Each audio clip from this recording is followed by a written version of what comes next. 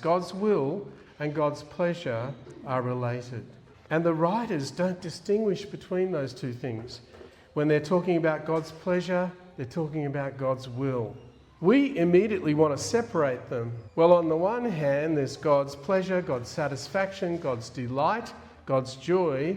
And then on the other hand, he has a will. But these writers say, no, they're the same thing.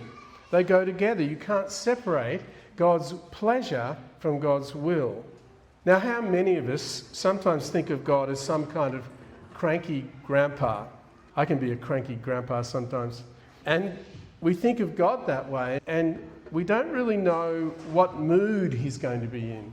And so God's will for us can be a source of terror, because if we don't obey, we're going to be in trouble. It's going to be ugly. And I think all of us have that attitude to some extent. But God's will isn't like that. God's will is his pleasure. Now stay with me, please. This is exciting. The reason these writers in the New Testament are doing this and putting God's pleasure and will together is that they're translating a Hebrew concept from the Old Testament scriptures. And these two words, pleasure and will, are trying to convey one Hebrew word. The New Testament's written in Greek, and they didn't have a single word for this concept. So they had to use two words to convey the meaning of it.